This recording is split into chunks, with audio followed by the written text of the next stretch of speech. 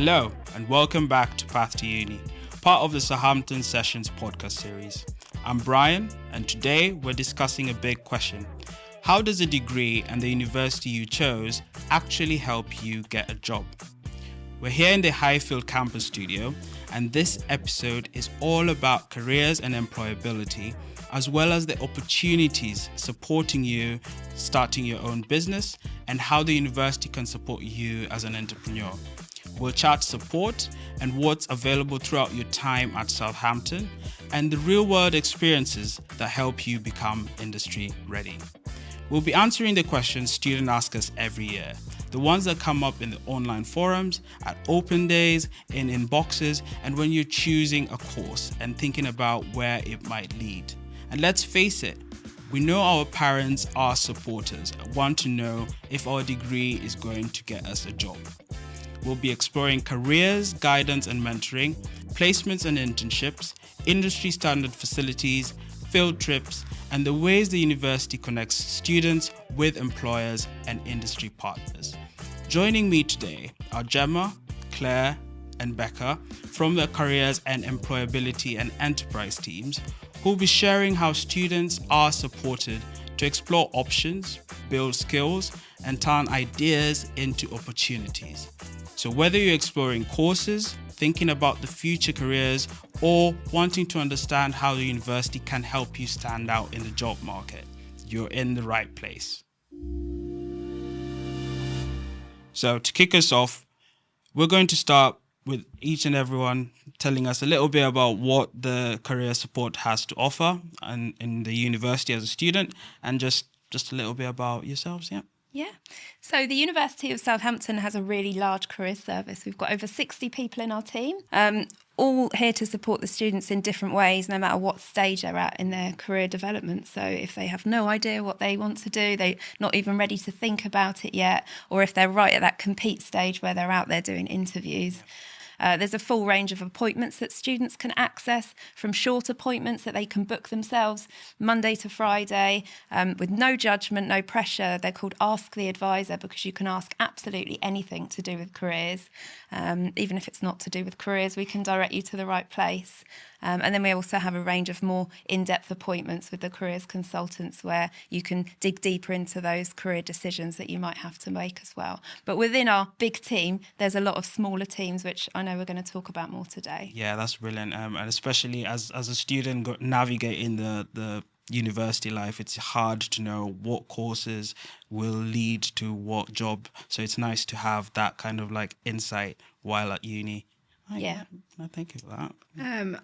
I'll go next then. Yeah. So I am in the Student Enterprise and Social Impact Lab team. So we are based down in the city centre, in the Junction, which I know you're familiar with. And we support students of any level, any degree, and also recent graduates that are looking to start a business, a brand, a startup, maybe just freelance, even those that are wanting to do side hustles kind of alongside their degrees, but also through the Social Impact Lab, those that are wanting to really make a change in the local community or in the world through social enterprises and social community projects. So we're really accessible. Say people can come along to us with no idea, with all their ideas, and we're there to really help them through lots of different schemes that I know, as I say, we'll talk about a little bit later. Yeah, that's brilliant. Yeah, thank you. And Becca?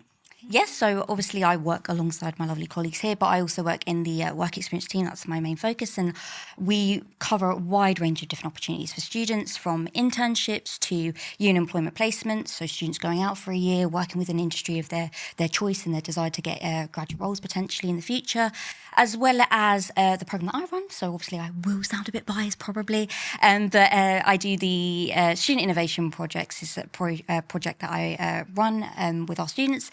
It's a 4-week consultancy-like program, and it enables students to work with local SMEs, charities around the Southampton area over a 4-week period. And those businesses usually have maybe a business challenge that they're currently facing. And myself and my team, we group roughly 4 to 5 students in a team, and they have to come up with creative solutions to tackle that business problem. They have to create, obviously, business reports, presentations for the client. And it's a fantastic opportunity for students to kind of dip their toe into the industry, see if it's something that they're interested in, and get that real practice on what it's like to work with in a consultancy-like environment. And then I also run another program very similar to that, known as the Student Innovation Projects, which is more of an intense version of the Student Innovation Projects. I like to say it's a Student Innovation Projects probably on steroids. It's not 4 weeks, it's 4 days, but I'm sure we'll probably get more into that later on in the podcast when we discuss what that program is and what offers for the students as well. Yeah, that's brilliant. It's nice to have something that complements, your uni experience, and also that also adds to eventually getting a good job. Yeah, and I think a lot of students tend to be a bit nervous when they get that work experience. Oh, where do I start? Do I go straight into an internship? Do I do a year in employment? Oh, I don't know where to start. And having programs like that really helps students just, like I said, dip their toe in, see if it's something that they're interested in, and then just go from there. And I always say just say yes to everything, because you never know what it could lead to, such as like ask the advisors, go to those appointments, because there's always going to be someone there in the careers department that's going to support you and give you that guidance that you need. Yeah, that's brilliant. Now, I'd love to chat a little bit more about the enterprise team, which, to be fair, I'm a bit biased because I've sort of had a lot of experience with. Could you just tell us a little bit about what specific tools that the enterprise team sort of have available to a student like myself? Yeah, so you are very familiar with our team, as you were one of our summer interns, and I'm also a business founder, which I'm sure we will talk about a little bit later. I wanted to ask you a little bit before I go into what we do, like how you found the experience of kind of working, both with our team, but kind of experiencing what the whole team had to offer. Yeah, so like I said, I started off with an idea, and like many businesses, it's just an idea that you sort of have to develop. And so while being at uni, it's sort of like you have so much things you're juggling, and you have no idea of where that little small nugget could take you to. So my journey started with the Ask an Advisor. So just literally a short call with one of the enterprise team. And from there, I sort of developed the idea further, whether that was doing a little bit more market research or just trying to get a better understanding of where the idea can eventually run to. And so from that, it just developed further and further, where more sessions I booked, the more the idea sort of finally started becoming more clear. And so with that one little booking, like I said, just saying yes to a lot of the things, you're able to start that journey and the entrepreneurial journey while still, being at the university. So I think for a lot of students, it's that, the anxiety of not having, the direction about where it could go. And so it's about just having that guidance, having that little support, which I think I found really, really good. So I think that's great to hear for us. So you've summed up some of what we do really well there, and that's exactly what we're here to do for students. Is those that have an idea. Or don't have an idea but are interested in entrepreneurship. And we have such a wide range of students that come to us from all different faculties, all different degrees and all different levels, including, undergraduate, postgraduate. And as I said earlier, we do support you once you have graduated. So our support is the one-to-ones, as you've mentioned. So you can have enterprise one-to-ones, you can have social impact one-to-ones. We also have a wide range of events that we do, and our aim is to make it as accessible as possible. So whether that's an intimate workshop that maybe might have 7 to 10 people and you're really deep diving into a topic, to maybe a larger event that will be a panel. So a little bit like the setup we have here to record this podcast, where we'll have student entrepreneurs and our wider network entrepreneurs talking about their journey and what they're doing, and then networking for students to be able to speak to them afterwards, up to our big panel kind of talks that we have. So it can be an inspiring entrepreneur that comes along and talks about their journey, and that can be a much bigger event. So we like to try and have lots of different touch points, lots of different events that students can come to. We're just about to launch our sofa sessions, which is very exciting, which is going to be more of a casual drop-in type event that will have a theme to it, but there's kind of no pressure for students to really do anything. They can just come along, have a look around the space and kind of meet the team and put some faces to the names they might have seen. But it's really just helping any student on that journey and kind of being that voice that they can bounce ideas off and come and work in the space with us and come and do things. And as I said earlier, through the Social Impact Lab, it's having that real community impact in Southampton, with the civic agenda we have. And that can be a wide variety of things through volunteering, community projects that are happening, and lots of links that we have within the city and beyond. So we're really sometimes led by students as to what they're looking for. We do tailor our programme to that each year, but we have lots of different opportunities for students to get involved, culminating in our foundership, which is every summer, which is a 10-week programme for students that you were an intern for, in which they really have that dedicated time to work on their business alongside lots of support from us and lots of different sessions. Yeah, like you mentioned there, the foundership was, just give a little shout out to the foundership scheme. To be fair, 10 weeks can feel, can go really quickly, and especially it was a really nice opportunity to sort of community, I think, in the business world is something really important because you have no idea how to approach a certain aspect that someone else maybe has experience in. And I think that whole experience was something that was quite fun. I'm going to move on to the next question.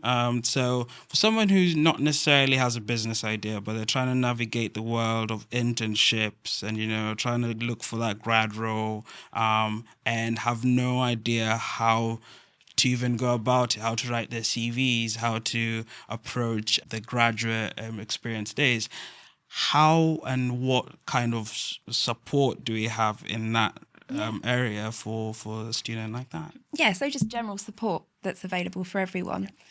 So we've got support available in lots of different formats as well. So if you're a bit shy and you don't want to speak to somebody, or you might find us a bit annoying, then we've got a careers platform, a one-stop shop called My Career, where you can access all of our resources. We've got a careers hub full of resources as well. So, for example, you mentioned a CV. If you haven't got a CV at all and you need one, you can just go onto our resources hub, follow the pathway, build one, use our CV builder, and then you'd have one and we might never see you. But if you just don't know what to do and you want someone to help you, you can come along, book an Ask the Advisor or one of the international careers clinic appointments, and come along and speak to someone and talk about building a CV.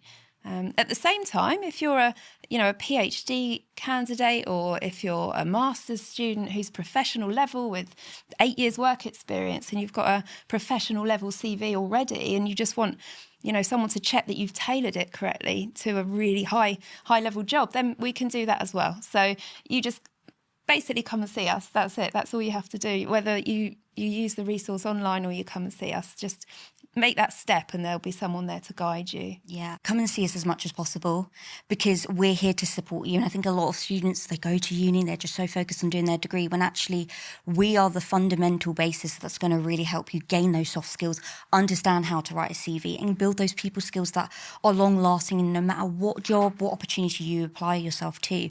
So come and bug us. That's what we would rather. We would rather see you twice a week than none in a year. So really make sure you utilise that. That would be my biggest advice for students as well. I'm sure you probably want to add on to that, Claire, as well. Yeah, so I think, if you're not sure of where to start or what to do, we have a wonderful events team in our service who put on so many events throughout the year, including our careers fairs that happen 3 times in the year. It's such a great opportunity. The employers, they get to come to these, are covering all of our faculties and industries. So go and speak to one of them, come along to the careers fair. You can just wander around and see who's there. You don't have to approach anybody if you really don't want to, but there's lots of people there to just be able to speak to, of being like, I'm kind of interested in your industry. What can I do to make myself stand out? What are you looking for? Do you have any opportunities available at the moment?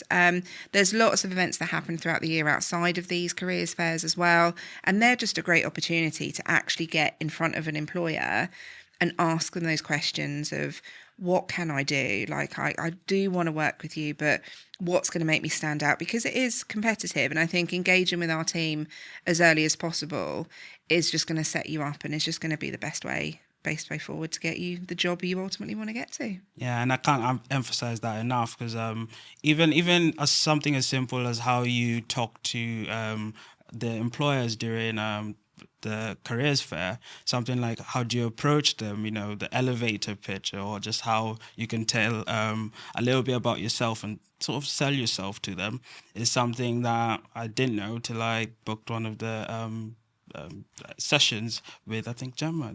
Yeah. So it goes to show that I think the resources are there, and sometimes, as like you mentioned, as a student, you're sort of, again, juggling a lot of things, and you don't necessarily know where to look for certain help. So by, constantly engaging and being active in some of these events does give you a leg up when you eventually have to apply and go into the world of work, sort of.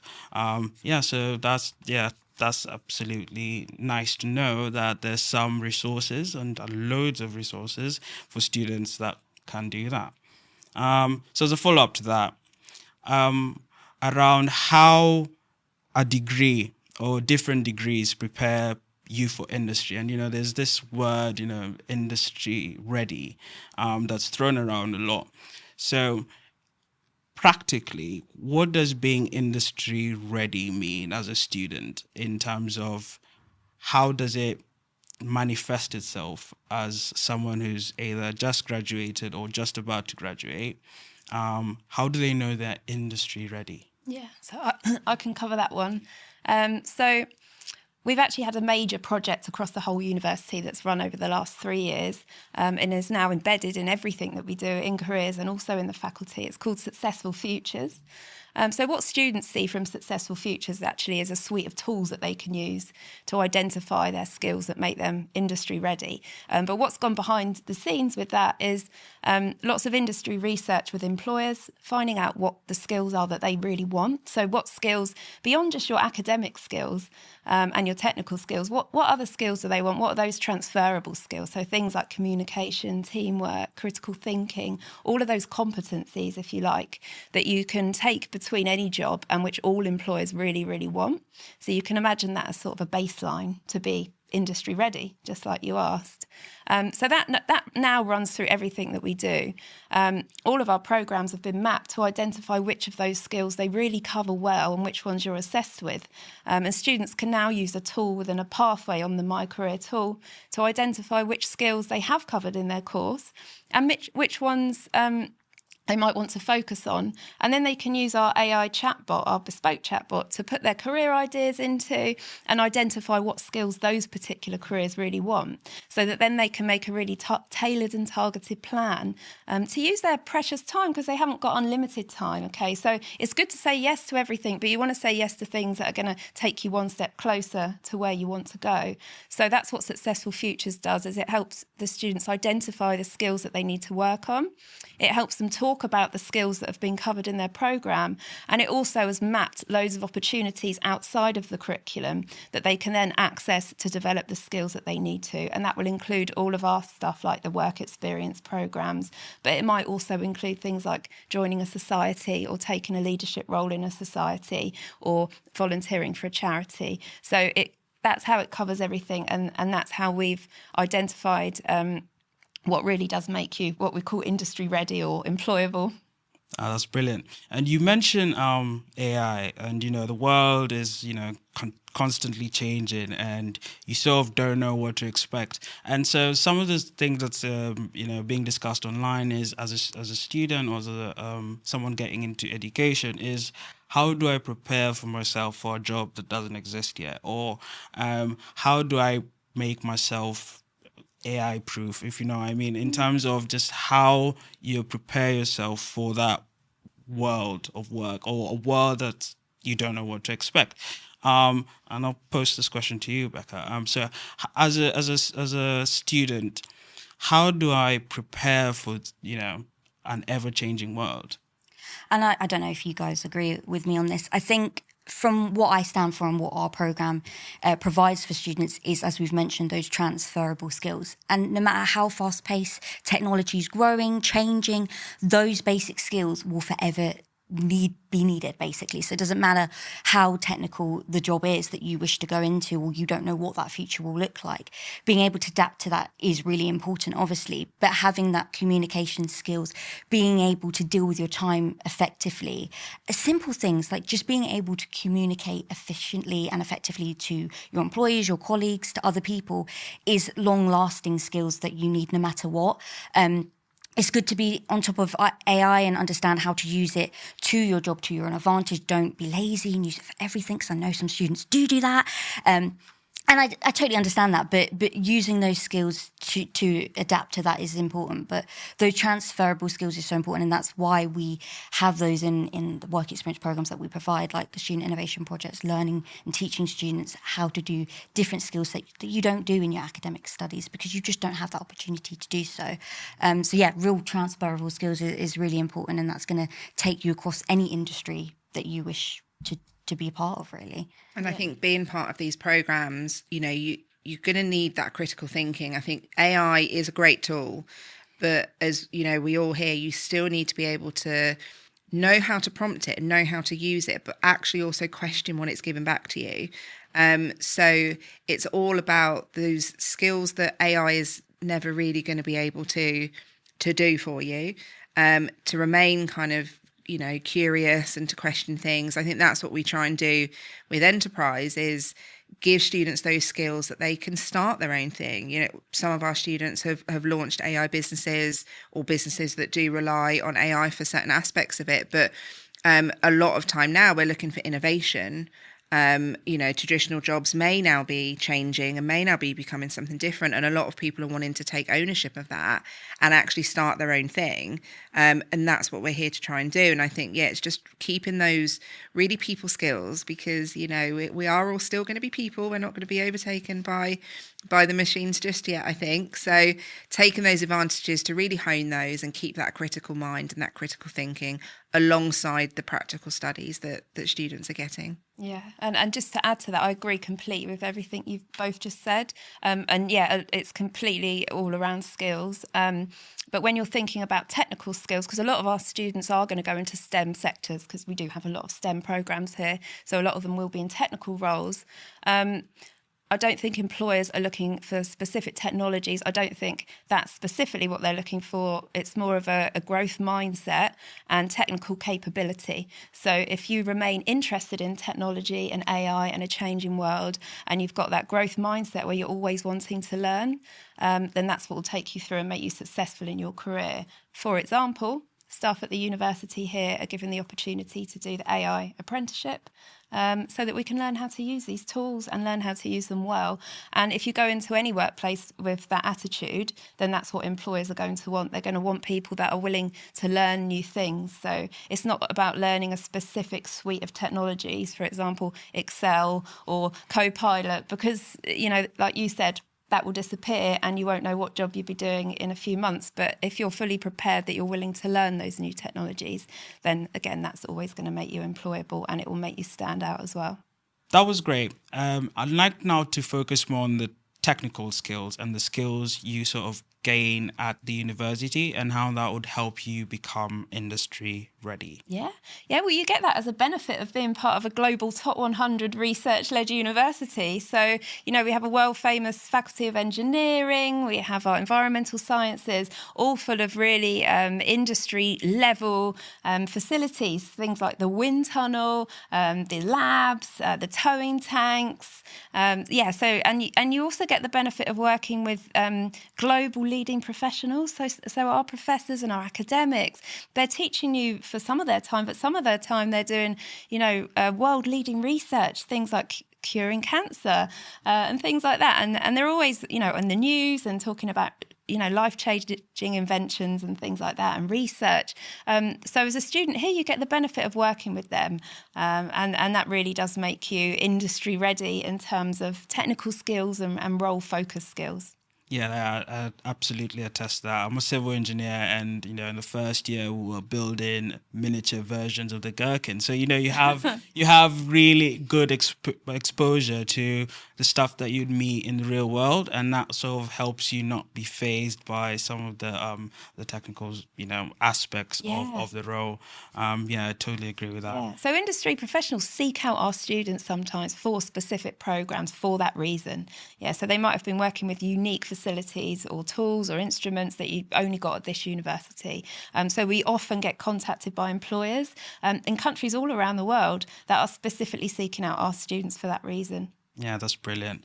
Now, as a civil engineer, so before I applied, I was sort of lost into what exactly the civil engineering and architecture would eventually lead to. As a student who's just in the process of applying or is just about to apply, how would they approach finding out if this course is actually going to help them out or will give them the outcome that they sort of are looking for? So careers research is really, really important.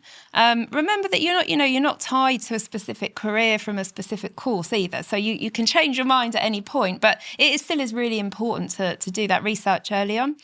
So you can do it in a number of ways. You can research online. So there's some really trusted websites that we'd use ourselves as well, like the Prospects website, which we know we can trust, and also the National Careers Service website as well.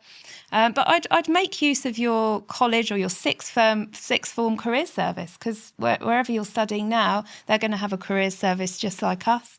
So make use of speaking to them, but also come and see us at the open days and the visit days. So we'll have a careers stand and we'll be able to talk to you about careers. That's what we're there for. And could you just touch a little bit about the open days and what exactly happens in these days?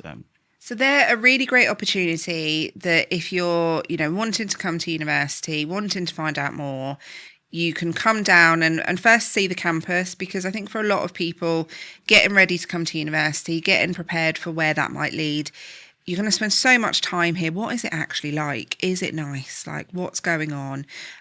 So actually coming down to the open days and the visit days, we have some that are for offer holders, some that are more open. If you maybe haven't applied yet, you can see it's a beautiful campus. We're very lucky here in Southampton. It's a very green campus on main campus, but we have a variety of campuses around the city. I'm based in the city centre, for example. So coming to an open day is a great opportunity to speak to our team, but it's also a great opportunity to speak to academics and learn, as you said, about the courses and ask those questions about, well, I want to do this. Are you going to cover this?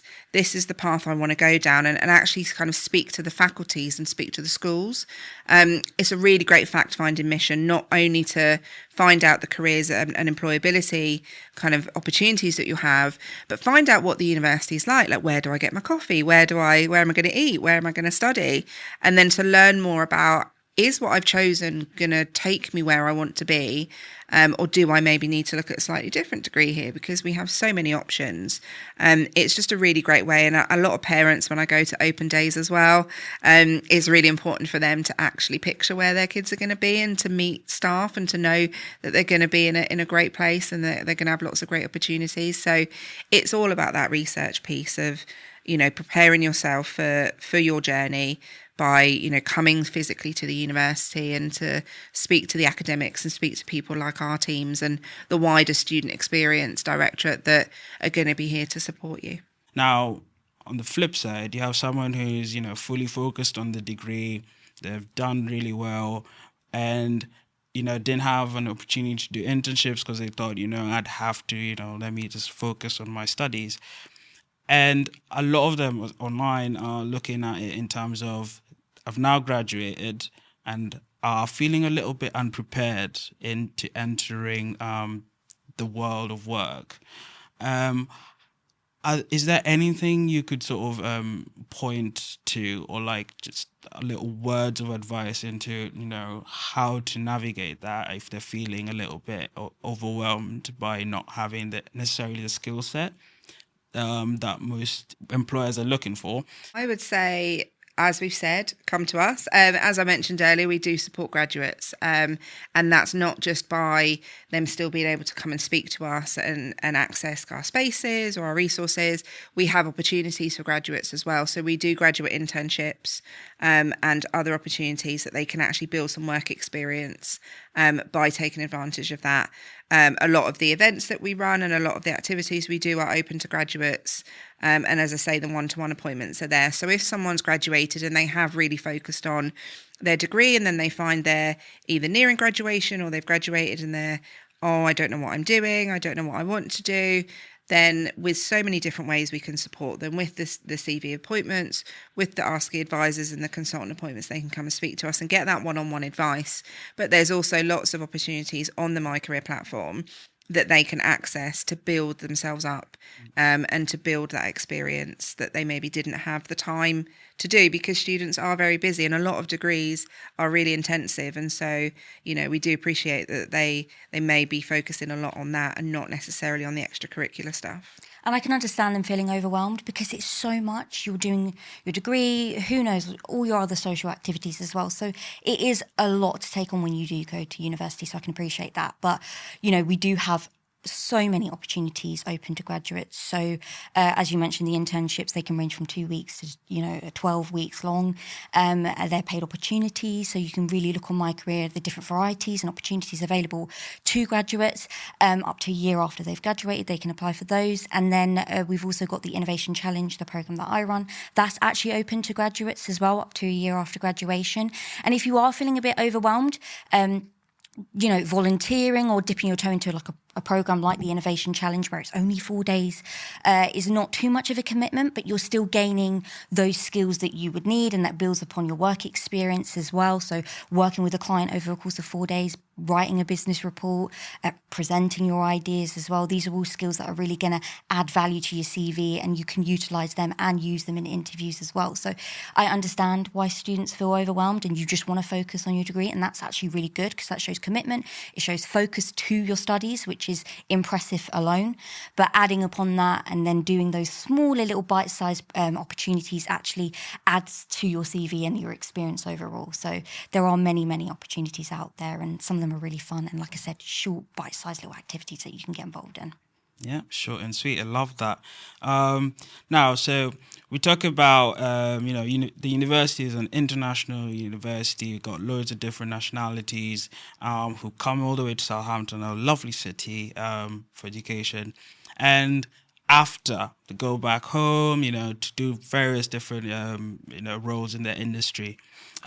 What kind of support do we have for people like that, or people who have not necessarily based in the UK, but are still doing loads of brilliant things in their home countries? Are there any events or support or thing available for them?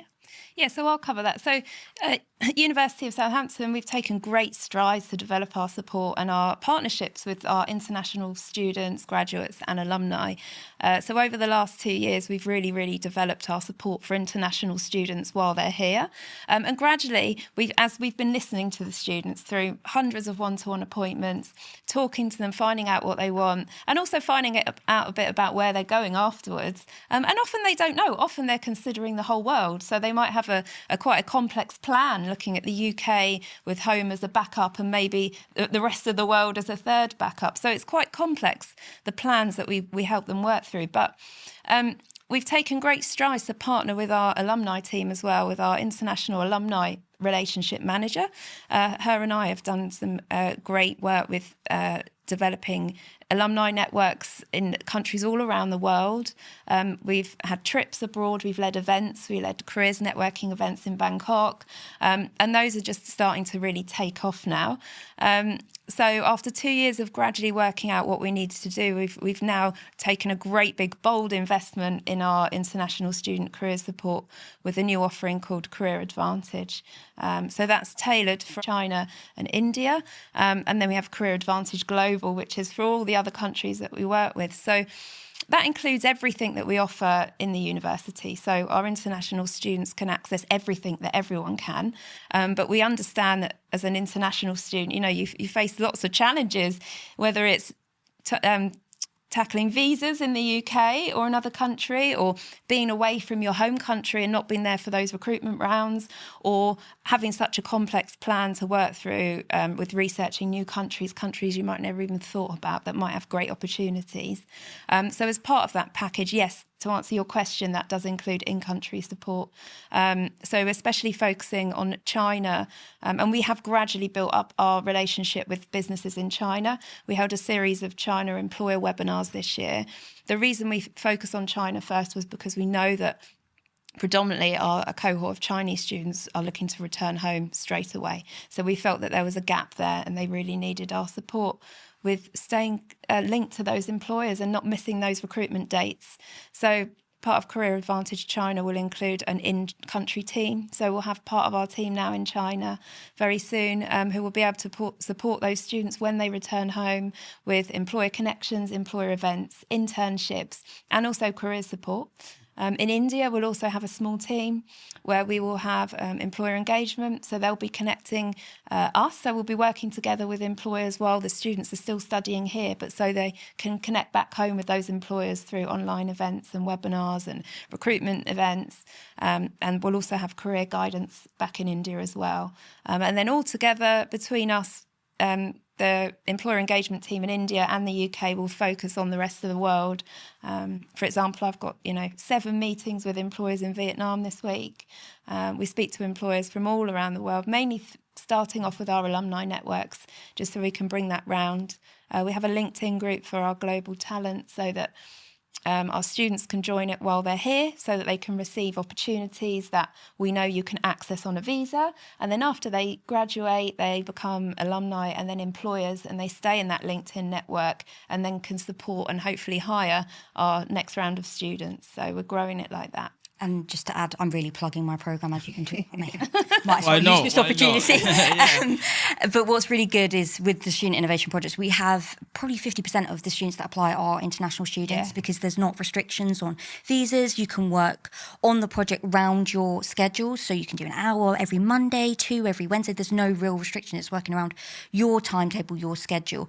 But what's most important about the programme is for international students, they get to work with UK-based companies, having that opportunity to understand what it's like to work with a UK company, what's the culture like, what's the different equity.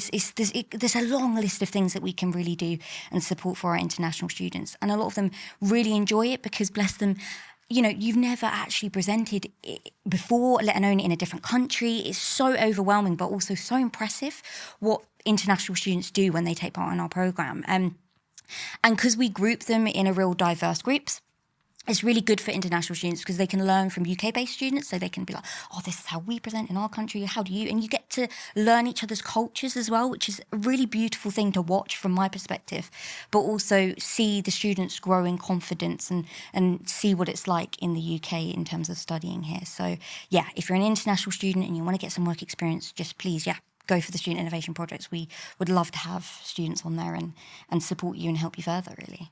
Yeah, man, and I think it's something essential because, as I said, a lot of it's hard to know the different ways to approach certain aspects, and so having the fact that the support still continues not only while you're graduated but also while you're still in the university sort of circle, it's nice to have such, sort of events that help complement, your learning. I think it's often said at graduation that I've had the pleasure of being at many of our graduation ceremonies, that the presiding officer will often say, you are now part of our alumni community, to the students that sat there in the audience. And, when we tell you to take on the world, you really take on the world, because our alumni network is so vast. So, you graduate from Southampton, you may return to your home country or a third option. You'll always find someone. So you'll always find someone to have in a network that may be a recruitment opportunity. So it's, really making sure that you don't just come and graduate, you actually, sign up to the alumni community and really be part of that, because there's so many opportunities that we've talked about here. There's lots we do in enterprise to support students. There are restrictions on visas, but there's lots of activities and resources that they can get involved in while they're here, but really taking advantage of that alumni network, because we do have people pretty much everywhere. And there's lots of events that happen. So it's really just, Southampton isn't just here for while you're here. We're here for while, you've left us as well. Yeah, that's brilliant. Truly global university. And to be fair, from my experience, I do agree with that. It's literally all different cultures are within the university. And I know you sort of mentioned probably a little snippets while we've been talking about the career advantage and what it is about. As sort of like last, closing remarks in terms of what the students or whoever our listeners are can be able to get out of the career advantage. So career advantage is designed to acknowledge that it's important to start preparing for your career even before you get here, especially for international students that are on the 1-year masters, for example. Yeah, there's so much to get used to when you're moving to a new country, you're settling in. So that's why we've put career advantage in place. It's a package of support, and actually students can pick out the parts of it that most suit them. But just quickly, it's something that they would start in country. So when they have their offers, we run a series of webinars, and they're career preparation webinars. And that's a mixture of how to access the career service when you get here, overviews of the UK job market. And they're tailored as well for each country. So in China, our webinars will cover social media and selling yourself on Chinese social media, run by one of the biggest PR agencies in China that run it for us, with all the big social media companies as well, Redbook. And then as soon as you get here, if you've attended some of those webinars, watched some of our YouTube content, you should feel fully prepared to then know where we are, come and access us and decide what you want to access. And while you're here, you can access a range of support, stuff that we already do and things that we're going to bring in next year as well as part of the new package. And that is focused heavily on work experience. So as Becca and Claire mentioned, students will come with a range of work experience at a range of stages. So if you're an international student and you have no work experience, as we often hear from students, and as we know, it's difficult to get experience without experience. So what Becca's been touching on is how you can kind of ladder your experience up from zero. So we're even enhancing that by enhancing our volunteering opportunities. So we've introduced a volunteering badge. So those students that just a little bit nervous about starting, they can start with volunteering, get the volunteering badge. That's also giving back to the community, meeting people from different countries as well, practicing speaking English if that's what they want to develop, if that's the skill they need to develop. Then they can ladder their work experience up, build their CV, get all that support, the tailored workshops that we already run. We run a really, really good series of international alumni and student career networking events, which we've been steadily growing. So they will grow massively next year. And they have a number of functions, actually. So we bring together only very recent alumni. So alumni that have secured jobs, international alumni that have secured jobs in this UK job market. Yeah, so how it is now with these visa rules this year, so that's very relevant. We bring them along to a venue that's, relaxed, neutral, food and drink drink provided, and then we invite students so they can talk, find out how they got their jobs, what their experiences were like, and also help each other.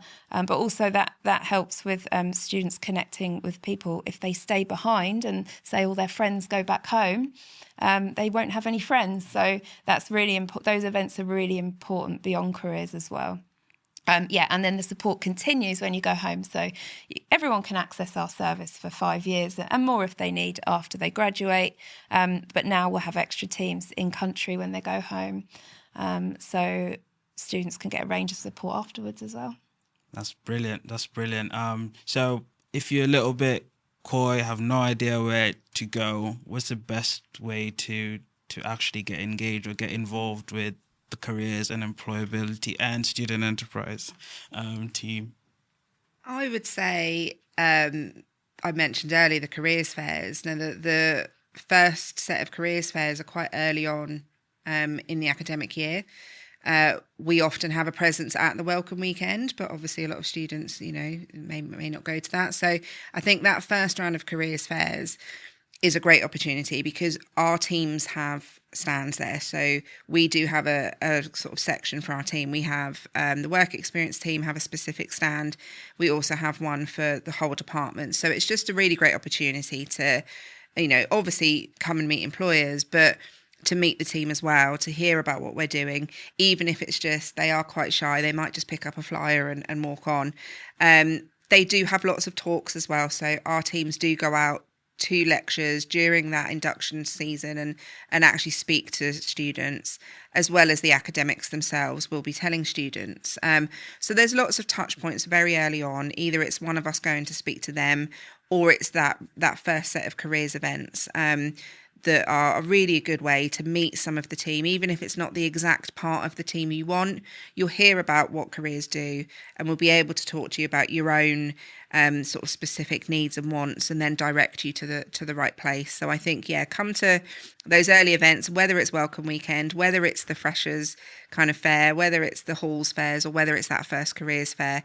They all happen in that first kind of, maybe month that students are here.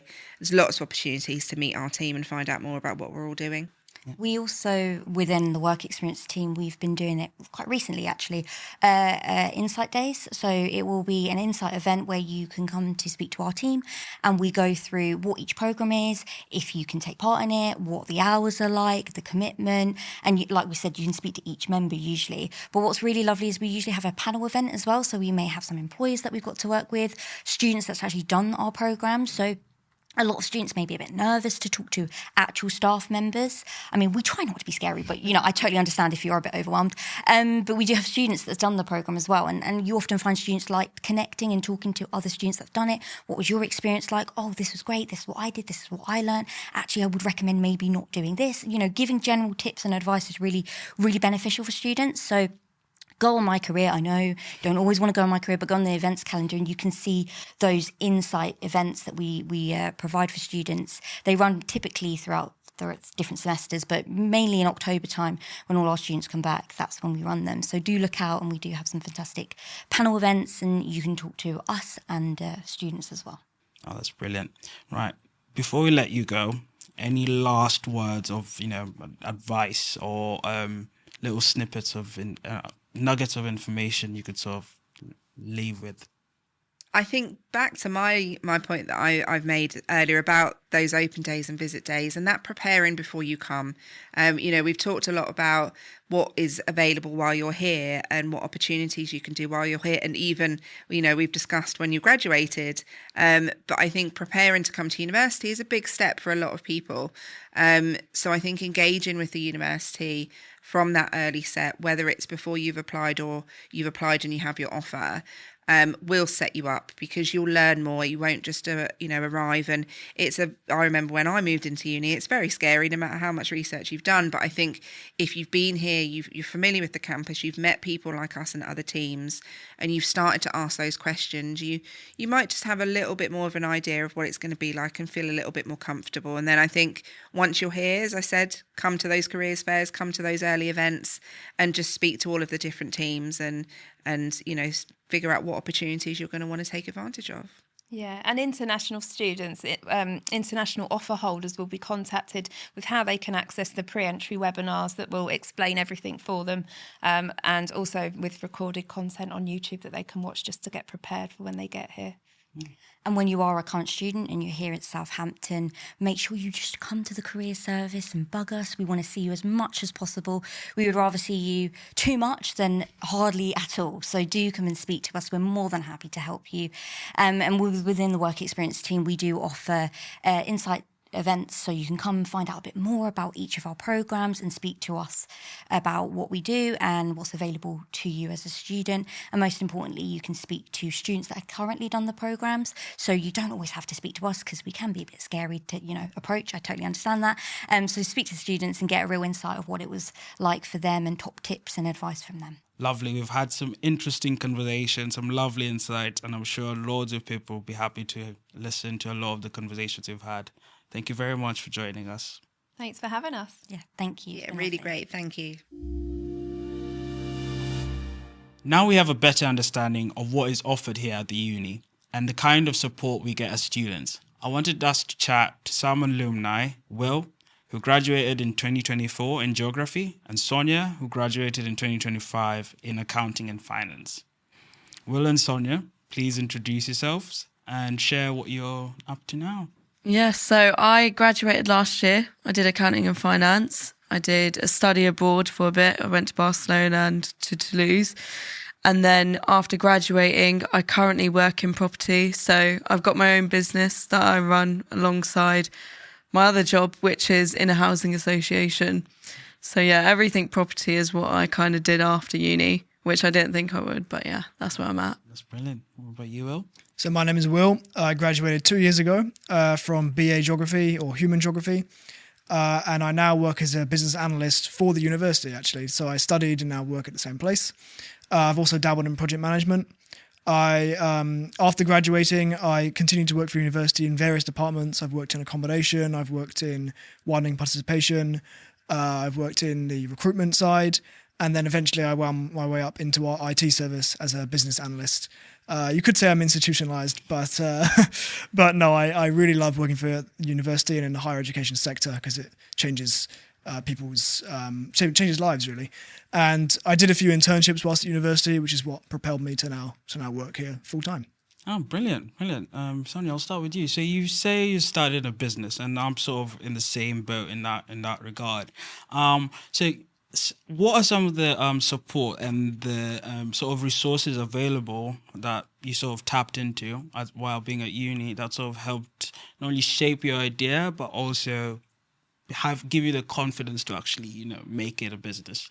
I think when I first came to uni, I was very much one of the students that would just go to the lectures, turn up and sit at the back of the class.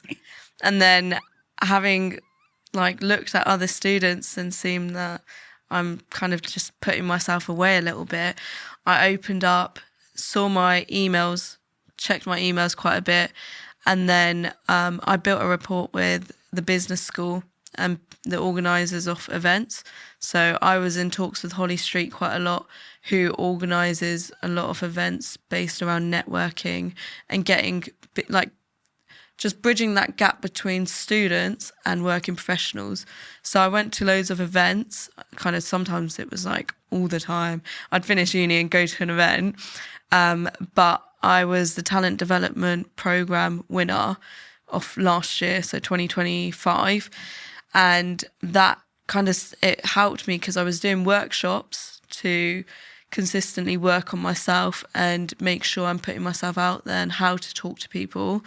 And then I also went to a director's dinner, which was loads of working professionals that came in, and we had a meal with these people. And then I also went to LinkedIn events, which were literally solely just based around getting students to work on their LinkedIn profiles. So I think that helped me a lot. And then there was loads of grant schemes and stuff like that, and initiatives with Future Worlds, which is they've got a whole separate building actually in Southampton University that push for that entrepreneurial side. So I was going there quite a bit, booking those one-to-one appointments with a few of the people down there. I think it was Dan that I dealt with a lot. and they just push you to open your business, and they push that idea from just having a basic structure of just what I want to do to building a logo, building a name, how to get my brand out there, and then working on myself as one of you're almost like a product when you're working in that sector, and you're the face of a business. So yeah, I worked through that, and then also did my degree, which was very relevant to what I wanted to do. So yeah, that's brilliant. And of course, you have sort of a slightly different journey, where you sort of started off as, you know, one of the events of being as an ambassador to now actually working there as a part of the university doing business analytics. So for you, how exactly did that journey manifest itself, going from, you know, geography to business, but also just your first encounter with the student support? Yeah, so I mean, I had no idea what I wanted to do when I came to university. I chose my subject just because I found it interesting, and because I might be able to go on field trips, which is nice. And I came to university, and I just wanted to explore and just wanted to get to know myself. And then in first year, at the end of first year, I got an email from my professor saying that he needed a student to become an ambassador and guide some other students around campus and show them what the university looked like. And I thought, oh, it's a bit of money, might as well. It won't become anything, but I'll do that. But that led to me becoming a student ambassador, picking up other shifts, doing other campus tours, working at the visit days, open days. It was sort of a snowball effect, or a cascade from that one email from my professor. I remember seeing it, I was just happened to be on my phone, and I happened to be in bed looking at my phone. I was very lucky I saw that email. But that snowball led to me working in various parts of the university, making connections. I think, as you said, it's all about making connections. I got to know lots of academics around the university, lots of other ambassadors, lots of our professional services staff here, and sort of discover the community that was the university. This encouraged me to do some more work for the university during the summer because, to be honest, my brother had got an internship and I thought I probably should as well. So I applied to do an internship for the university's IT department. Again, not thinking it would come of anything, just thought, why not? Did an interview. I got the internship, and I did about 10 weeks as a business analyst. I had never come across that term ever before in my life. I was more interested in the internship from the IT and project management side, but I really enjoyed the business analysis side, and it taught me really great skills. And it's kind of, again, another snowball cascade effect, pushed me to do some LinkedIn learning, some trainings, make new connections, find out what that means. And it was all of these kind of came out by accident. And it just ended up with me wanting to do more internships and then working for the university properly after I graduate. Yeah, that's brilliant. And just to follow up on that point, this is going to be a question for both of you. How do you feel your university degree helped shape you in terms of put you in a better position? In my degree, we had this specific module in third year called the Professional Geographer, which was a module designed to get you ready for your career once you graduate. And I think that really was a benefit. And a lot of courses have this. I know environmental science has a similar one, and some business courses have similar modules. And they sort of take you away from the academic side of the course and show you how to apply that in the world.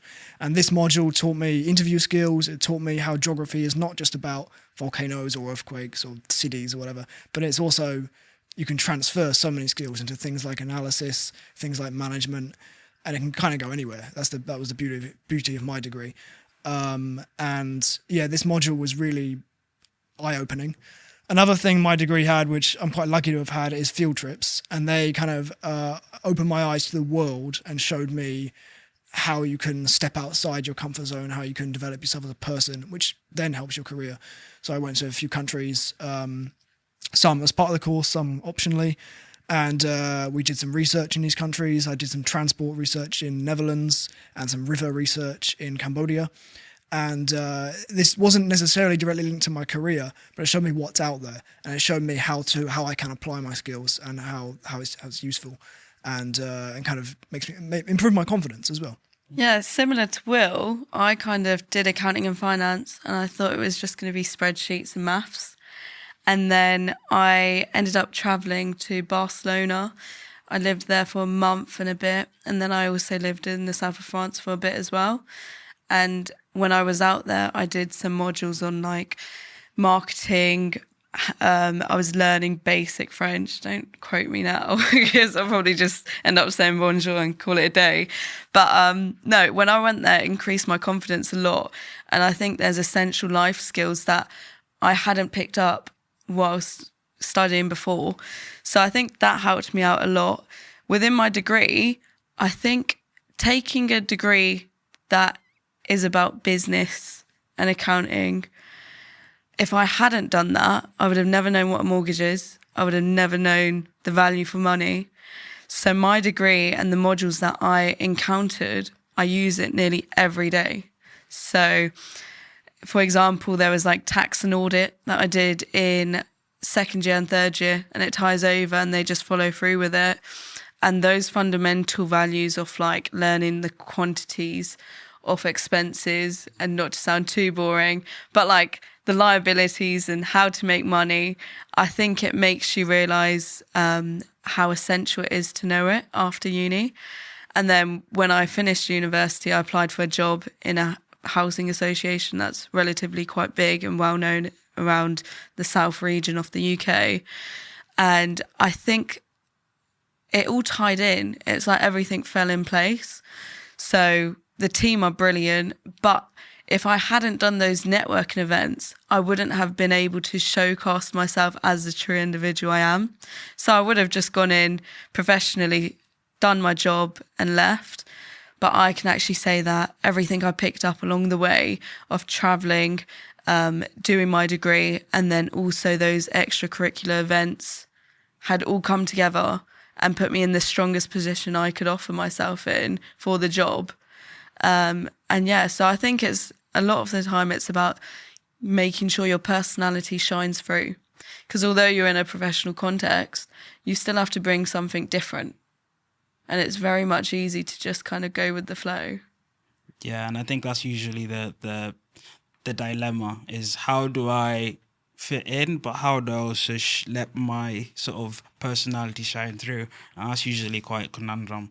And if I bet for you and Will as well, if it was some of those networking events help you learn some of those skills where you sort of, okay, I can speak at this point, this is how I can let, when you're doing group discussions or when you have a little breakout room and doing some of the projects, there's certain ways some of those skills sort of seep in without even you noticing. Yeah. And yeah, I think even for me personally as a civil engineer, like I mentioned earlier, first year we went and built a miniature gherkin version of the gherkin, which, doing all the concreting, doing all the formwork, and that is a real world experience that necessarily positions you in a nice place when you eventually graduate. I just want to ask something about an advice for prospective students. As a prospective student who's wanting to learn about the university or just to position themselves in a nice way, how would you advise them to navigate in that world? Well, I'll start by saying to take a hold of any opportunity that comes your way. I think that's an important life lesson. Maybe not every single one, but as many as you can. If an opportunity comes which looks interesting, might not be related to what you're interested in, but looks interesting, could go somewhere, is worth it, just take the opportunity. That's my first piece of advice. That's probably mainly to current students as well as prospective students. With someone who's just finished sixth form, thinking about university, thinking about what they can learn, is it worth it? Because there's a lot of debates going on at the moment about is university worth it? I'm not going to say it's worth it for everyone, but what I will say is that there's a lot to learn at university beyond just what people talk about. People talk about, oh yeah, you can go to university and learn a business course or learn geography or learn accounting and finance. That's not what you learn at university. You learn more at university, like inside and about yourself and how to tackle the world and how you said conquering the world. You sort of learn how to do that over your 3 years. So I would say take a hold of every opportunity and think about what university could teach you beyond just the classroom. In terms of using the career services, in terms of my advice about that, I would say there's great things available to everyone who know how to look for it. That's the case of any university or anywhere really. We have great internships here. I did 2 internships for the university, and they were sort of a shot in the dark just because basically my brother did an internship and I thought I should probably do an internship. So I took a shot in the dark and did one. And I genuinely now have my job because of those internships, 90% because of those internships. So I would say there's loads of stuff available for everyone, and take a hold of what is available. Internships, careers consultancy, because sometimes you might need someone just to listen and just guide you. CV workshops, interview workshops, all these simple things which seem like, they're 1 hour a week maybe, and you just seem like, oh, maybe not. Just take a hold of it. Take everything that is there and just exploit the system, really. You're paying all these tuition fees for all these things. Exploit the system and take every opportunity you can, and just think about how much you could learn beyond BA Geography, for example. That's brilliant. Yeah, that's brilliant. What about you, Sonia? I think with me, when I come out of college myself, I was really like, I don't know what to do. And then I think it is very overwhelming, like you said earlier, where you're just put into a position and you're like, oh, I have to pick my career now. And I'm going to do it for 4 years. I might hate it, right? And then when I come out of Peter Simmons, it was very much academically driven. So I didn't know anything but academics. And then I took a gap year to kind of rekindle and think about what I need to do and how I'm going to get there. But I think when you're going to choose what university's right, make sure you take advantage of those open days and visit days, because Will was a student ambassador. I myself was a student ambassador. I've done plenty of talks for the University of Southampton. And I've met loads of students that have come to me and said, well, how do I even know if that's something I want to do in the future? What if I change my mind? And I think just keep your options open to what you want to do in the future, because having done my accounting and finance degree, you'd think I'm going to become an accountant. But choose a degree that will cover almost everything you can use to your advantage and get the most out of it, just like you said, Will. Make sure it's not just one niche where you just stick to that, because I kept my options very open going into like a businessy degree, and then figured out that I wanted to do property, which you could say are 2 sides of the spectrum. So yeah, I'd say come to the visit days, come to the open days, and speak to the academics as well. I reached out to a few of the academics when I was finishing sixth form, and I reached out to Dr. Lakshmi Dorgakant, who basically specialises in audit and tax and has a background of working for very big companies abroad. And I reached out to the academics thinking they're not going to reply. They're very busy people. I'm just a student. And within probably 1 or 2 days, I got a message back saying, hello, it's nice to hear from you. If you need any guidance or help or have any questions for uni, let me know. Which I think that set the tone for my uni experience, because I was thinking, hold on a second, like they're very welcoming and open to questions and opening kind of that space, because you feel a bit distant when you're going from sixth form in college to uni. You think it's a big leap, and it is in itself. Like you would find that when you did civil engineering, was it a big leap? Yeah, completely. From, and I'm an international student, so moving all the way from Kenya to UK to another completely different country, completely different culture. It was very, very daunting. But again, it was all about, putting yourself out there, talking to people. Some of the events, within the university sort of helped,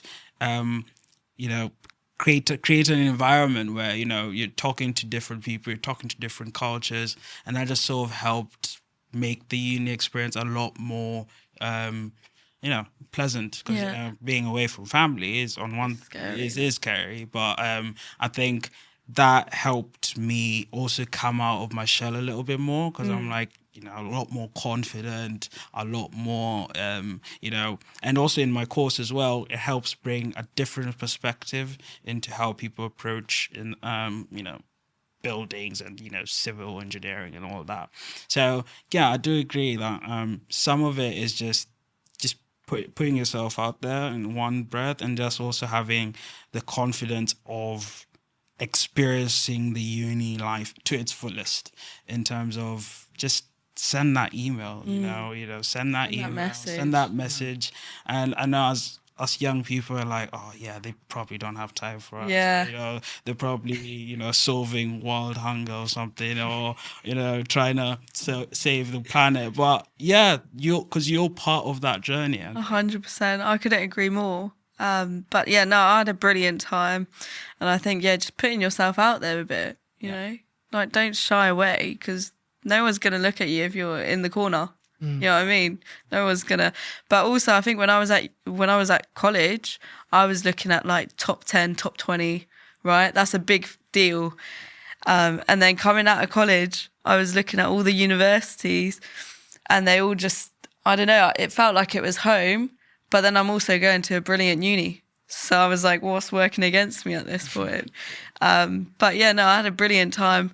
I think if you need that time to just take away and actually research the universities you're going to go to it, because that's what you're going to be doing for 3 years. You're researching.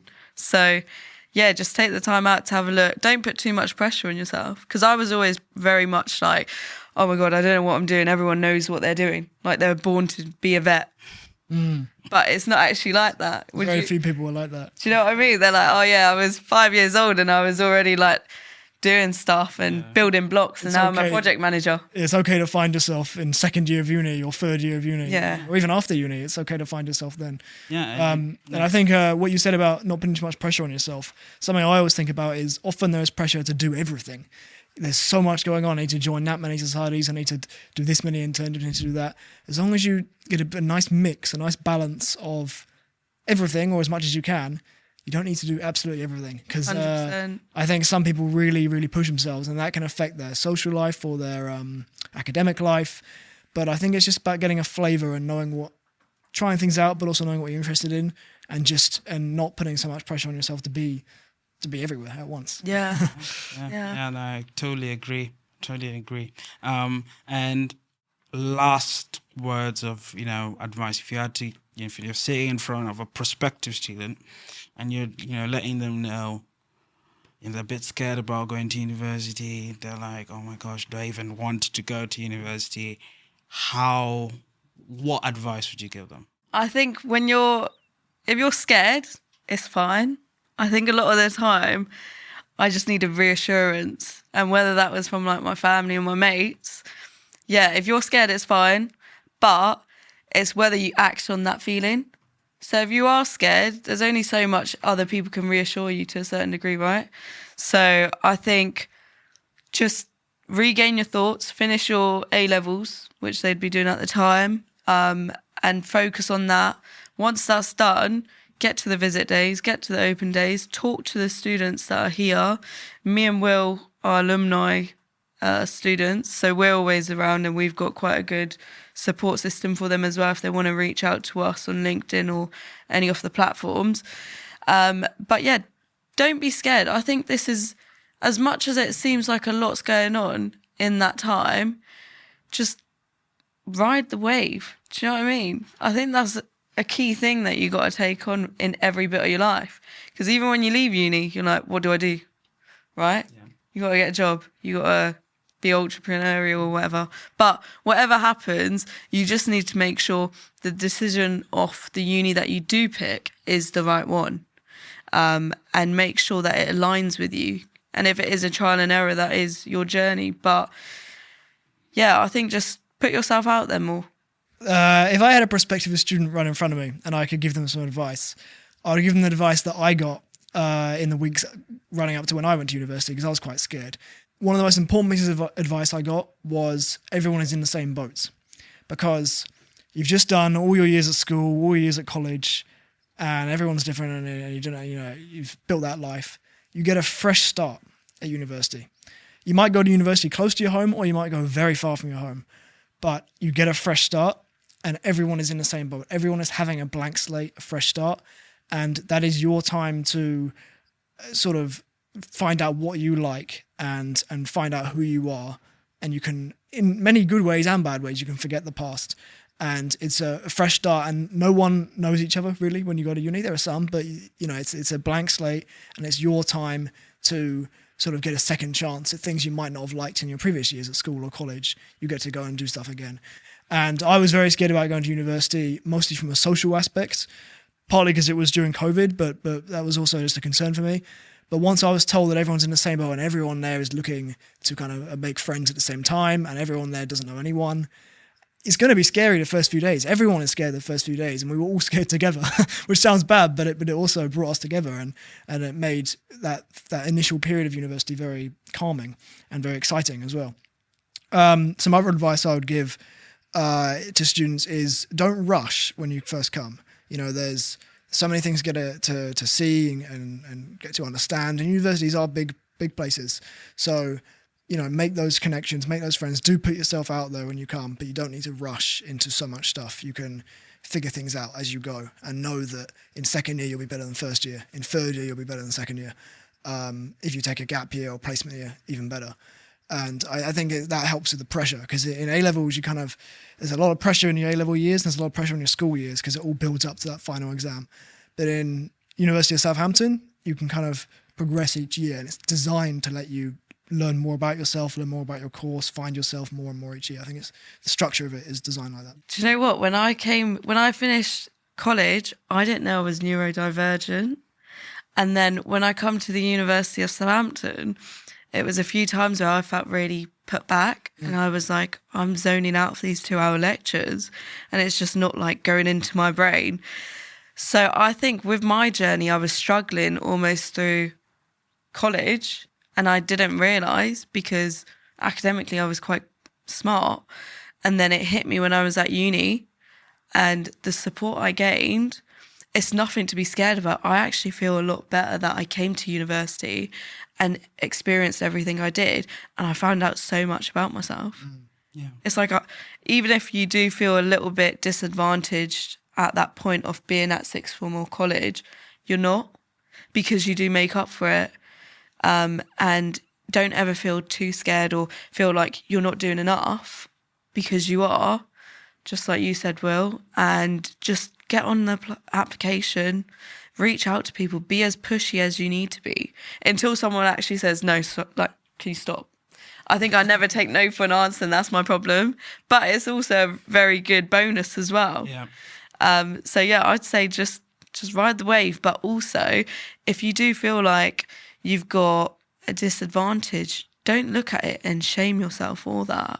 And I think I can speak on a lot of people that have dyslexia or are neurodivergent. Like, you will feel like you're at the back of the race, but you're not. And especially at Southampton University, they understand you so much more. They give you those one-to-ones.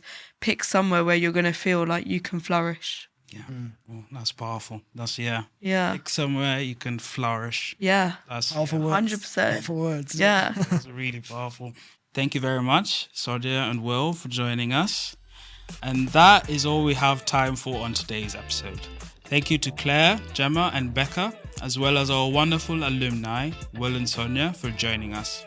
It's so useful to build a picture of ultimately what we all want from our degree, how it is really going to get you prepared for your future. Don't forget, there's loads of information available on our website about all the different areas of our career support. If you have any questions or topics you want our future podcast episodes to cover, drop us a comment and we'll see what we can do. Good luck with everything this year, and we hope to see you on the other side of Southampton Sessions.